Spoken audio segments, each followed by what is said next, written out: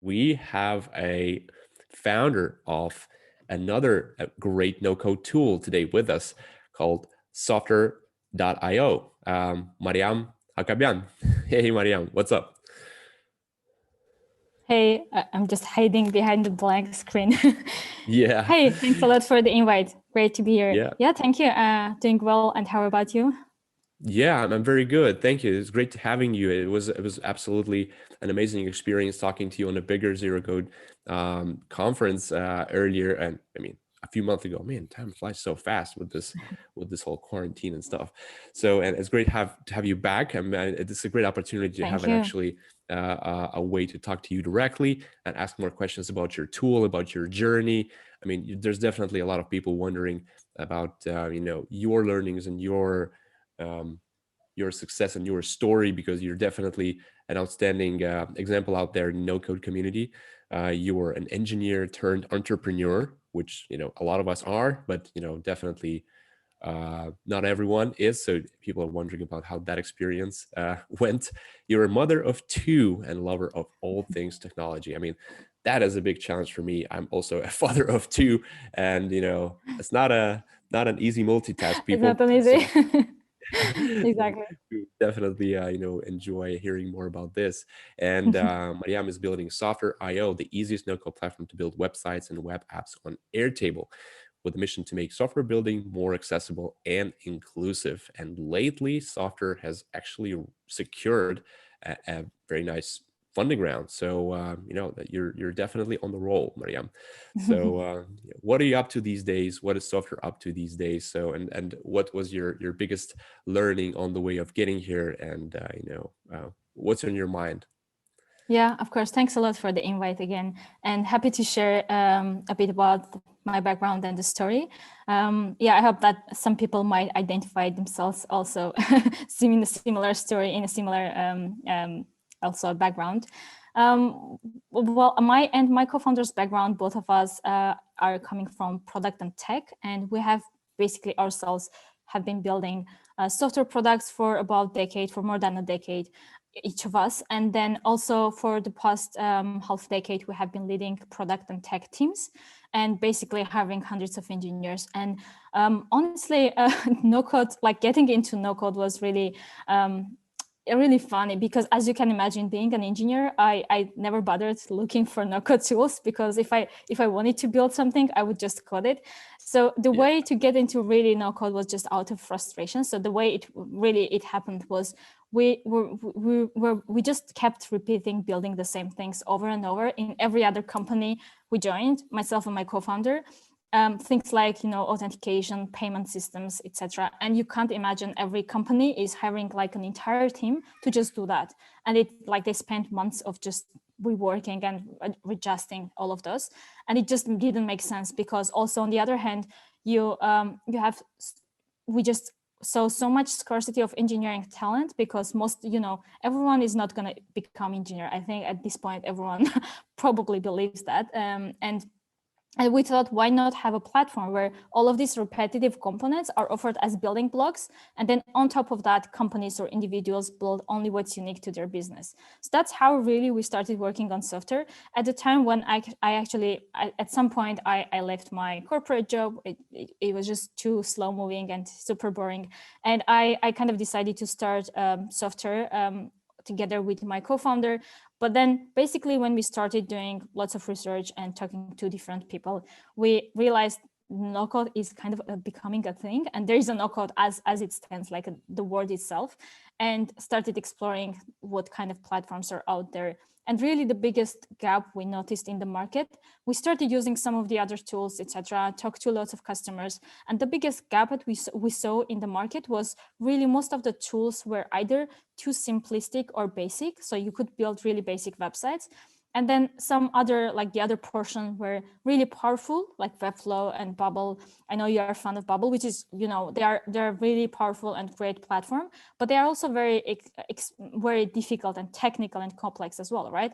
If we ask the person like working in a company from a marketing department, and put them into learning all of these tools, they would have to spend months, maybe like weeks. You probably can tell better, but we definitely have seen people spending months on trying to learn the tool and then really giving up at some point. So the gap we really noticed was that in order for really the broad audience and like for no code to become a mainstream, we believe the tools have to be really, really simple, easy to use, and still, however, allowing to build powerful applications with it. So that's really where we decided to focus Softr. And from the very beginning, the ease of use was really at the core of Softr. That's really kind of, that's why we would love to say it the easiest. Yeah, let's see if we're succeeding on that, but that's basically our goal, really, to have easy and powerful at the same time.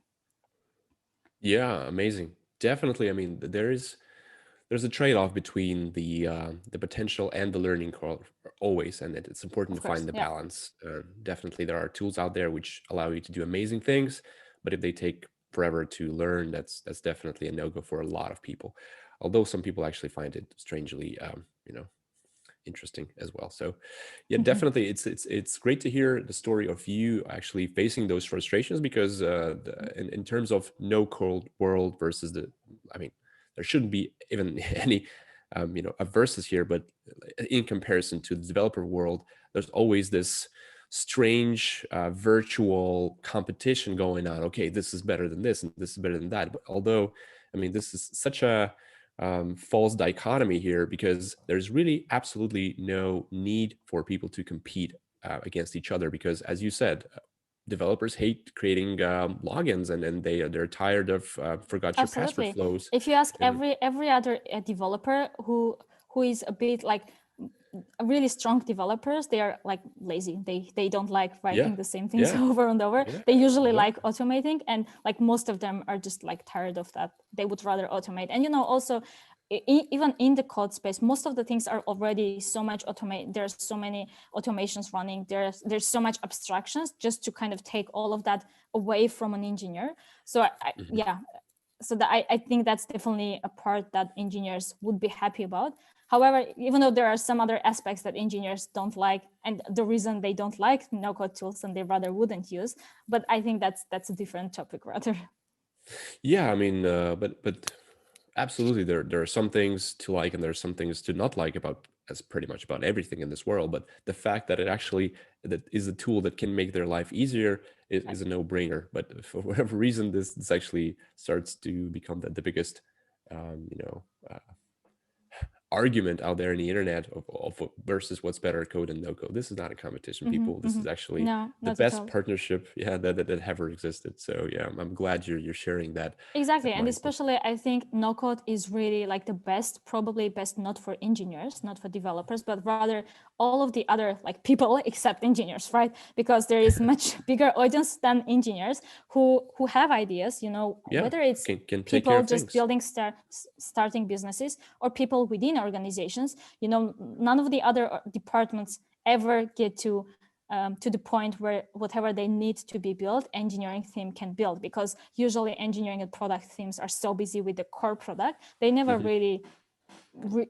really kind of manage to build something that actually would help the business maybe moving forward, automating some of the stuff on the other aspects. And this is where I think no code plays the biggest role, where it can actually help businesses to really, all of the other people who are non-technical within other Mhm. departments, to really leverage and automate their systems, build tools within their own departments. Amen to that, for sure. So yeah, let's get a little bit more into Softr. So how big is the team, and what do you guys are up to these days? So it's actually not yet that big. we have started really as a 2-people team, and we have been bootstrapping for quite a while, almost 1.5 years, and not really working full time yet in the beginning.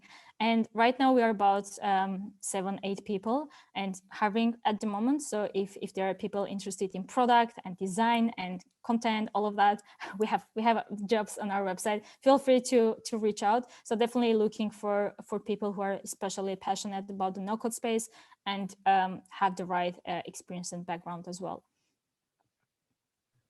Awesome. So what are you guys? What's your biggest challenge right now as a company and as a team besides hiring? That's always a problem. But what comes Yeah, after? that's true. Well, the biggest, I mean, there are always lots of challenges at the same time. It's like the only constant in startup world is the change, right? As people say. And for us right now, I guess the biggest challenge is, of course, how do you hire great talent? Where do you find them, and how do you convince them to join your company at that early stage? But also really. Our tool, as many other tools like Bubble and Webflow generally, are really like broad platforms, right? There are different tools very much specialized in vertical solutions. However, in our case, it's really broad, and people can build really lots of different use cases, starting from marketplaces, job boards, upvoting sites, paid online courses, memberships, etc., till like really typical client portals, employee internal tools within companies. And this is really a broad range, and it's also just technically and from a product perspective really difficult to focus on something and to deliver results on all these aspects. So I think the biggest challenge right now for us is to really identify where do we focus for the next year, at least, where really we focus our efforts, the product development, etc. Where do we provide the biggest value for our customers? And that's kind of a learning and failing process as well. You just talk to customers, understand, and figure that out while you go. Yeah, you never stop doing that, hopefully. So that's a good thing. So with this pandemic situation all over the world, and that has affected a lot of people in a lot of different ways. So what's your personal experience as a founder and as a developer in our niche? How did that impact your business and your life overall? So how did 2020 go for you guys? Yeah, as you can imagine, especially people having kids at home and working full time, that is definitely a totally a challenge. different topic. Yeah. But other than that, I think like no-code tools in general are really in a lucky position to be in during COVID times, just because there is more and more necessity for people to move their businesses online, to become more digital, etc. Whether it's businesses or just like people experimenting and building stuff. So I think, I mean, in our case, we actually have launched just end of last year. So it was end of August. So we were pretty early. It hasn't been really like changing in a positive or a negative way our business. You started in that environment. That's your ground zero, right? We already started in that environment. But I think what we really see now more and more happening is a lot more businesses just trying to go online and really proactively looking for different tools. The people who have never before heard about no code, or who haven't even believed that you can build applications without code, they actively start looking. And I think that's a really good sign for overall for society, for businesses, and for no code tools as well. Yeah, thank you. Definitely overall the no code world got a lot of speed, got a lot of push from the situation of people. Exactly, yeah. Not necessarily getting into the best of the situations, but being pushed to evolve, being pushed to find new ways, being more efficient overall. And good thing that we're there to help. So exactly, that's also the good thing, right? Because I think no-code tools are really helping those businesses in difficult situation, especially like we have seen so many applications being built related to COVID, right? I don't know, job boards, etc., and help boards, things around finding about the vaccination and the rate of the virus, where the virus spreads. I have seen so many applications just overnight being built on no-code tools, which is really amazing. Yeah, Brent actually had a story on that, but I specifically didn't ask him about it because he's probably told it like 100 times. So coming back to Softr, so how was the fundraising for a no-code startup actually go? Because you're technically, you're working in the no-code niche, which is, with all the push and everything, is still pretty young as compared to everything else. So how was your experience in fundraising? Was it difficult? So what could you share on that? Yeah, it's an interesting question. I think, well, generally, like fundraising itself is hard, right?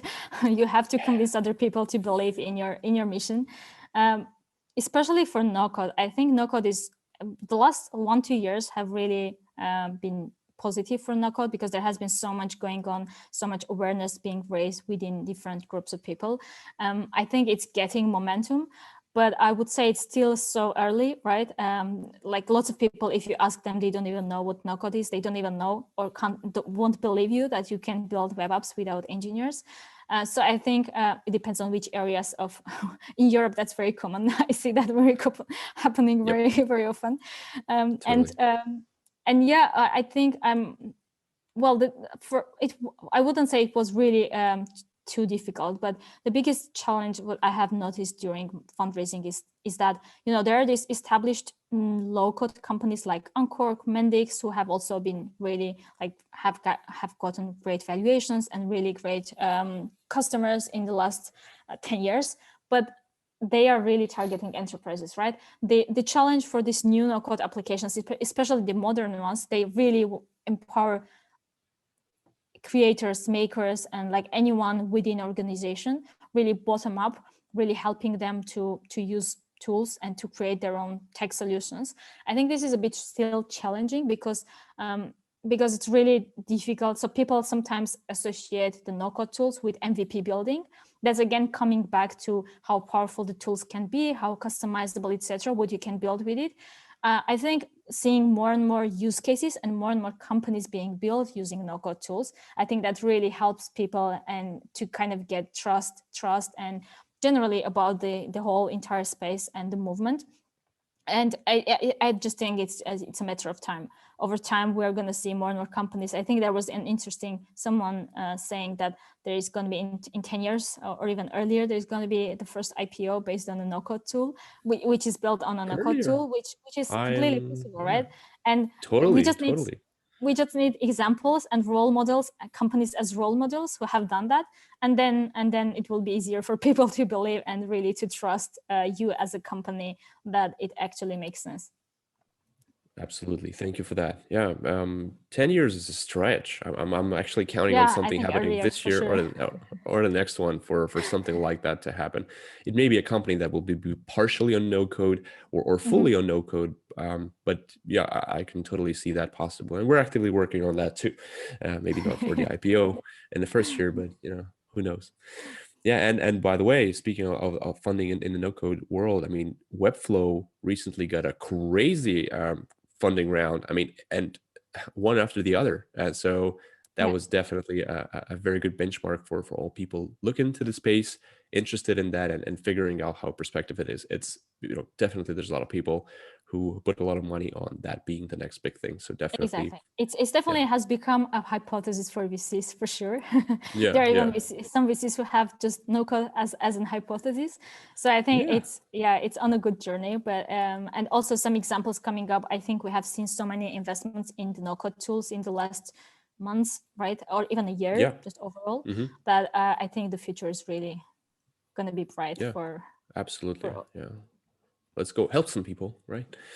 Yeah, speaking about that, we have actually a few great questions from people listening. So if you don't mind, we're just sure, going to go over a of few. course. And the first one is actually pretty outstanding. I'm going to be quoting, so hopefully my representation of the asker is accurate. Resident old guy here. Back in the early days, lean startup days, Launchrock and landing-page MVPs were all the rage. Nowadays, a real working app seems like a bare minimum to validate the problem slash market slash customer fit. So what's your thought on that? And yeah, that's actually a good question. Jason, I'm hoping that I was close enough to what you had in mind. Yeah, thanks for the question. Yeah, absolutely agree with that. I think right now the no-code tools are at a stage and at really so powerful that you just easily, really within hours, days at latest, you can have up your first version of the product up and running. Just as an example, that's what we really aim to do with Softr, to make it really easy within an hour to have your up and running. Like as an example, if you need even like complex functionalities like membership, payments, etc., you just quickly set up your website. You can just plug in and drag and drop your sign in, sign up components. and just attach the payments from your Stripe, and then you have your app up and running, and your customers can even pay you. I definitely think that's the way really for people.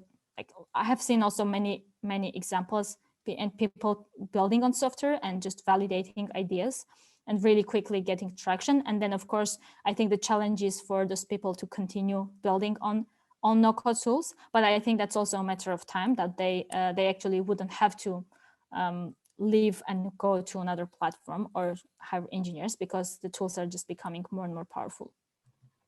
Definitely, yeah. To just to add my 2 cents on it, I think that this bare minimum that has raised since the days of PowerPoint MVPs is definitely a good thing for everyone, because I mean everyone would be happier if there would be less failed startups and less stupid ideas that had a ton of money poured into them. So the more there's contact with the reality, I think it's better for everyone.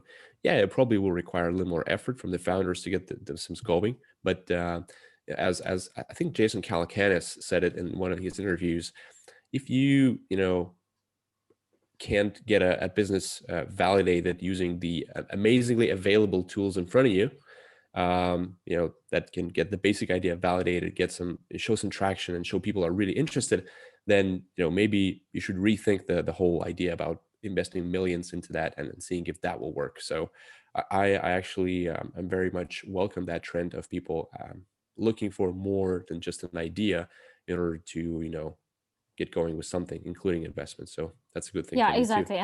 And I think, yeah, sorry didn't mean Yeah, to yeah, interrupt. No, I please, was that's just your show. saying that that's also what we are seeing. There is like the trend that we are seeing is more and more people are actually just building their own products, getting customers, validating without really the need to raise VC money.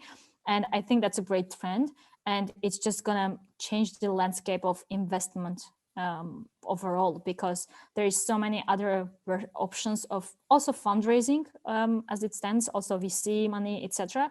But just the fact that people can already build and reach to so much later stage of the company and the product without really needing almost like any money, right? Just hundreds of dollars maybe a month. Yeah. That's already amazing. Awesome. Yeah, thank you for that. Another question from Jason, and he's asking actually about Softr. So how would you say Softr stacks up against Stacker? I hope that makes sense to you.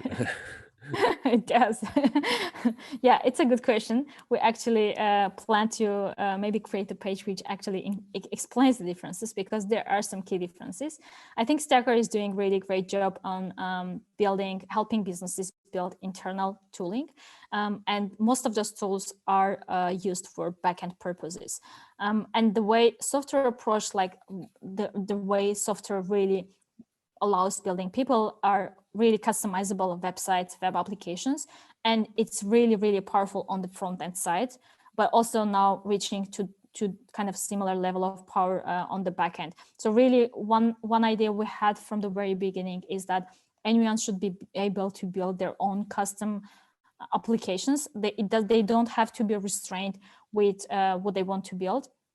And then from that perspective, people are able to build more consumer-facing applications also on Softr, not just also client portals, etc., and internal tools already with our latest releases, but also really very much consumer-facing applications. So if someone has an idea of building, member-only communities or paid online courses or marketplaces, right now we have customers doing that on Softr, which I think is like the purpose and the types of customers are a bit different, I think, between both.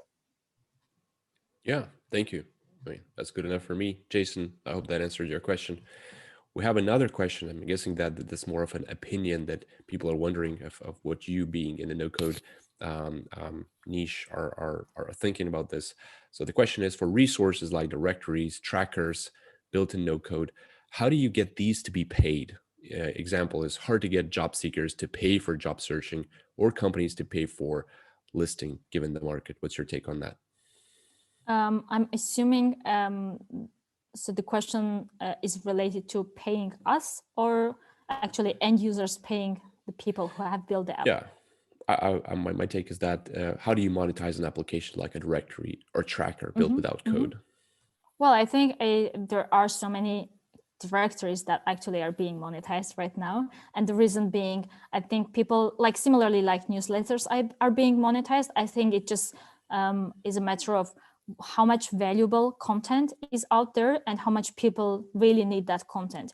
If it's really curated and some around specific vertical and really has really useful content that lots of people need, then they definitely, I mean, we see lots of examples of people showing some examples of directories and then putting a paywall on the front and then just selling that as a resource, right? It's one-time payment. It's not necessarily, you know, a SaaS business or anything, but lots of people are monetizing their own skills and their own resources. I think that's, yeah, for sure, Yeah, that's already happening. definitely. I second that, but I'm guessing that. But I mean, Yeah. go ahead, sorry.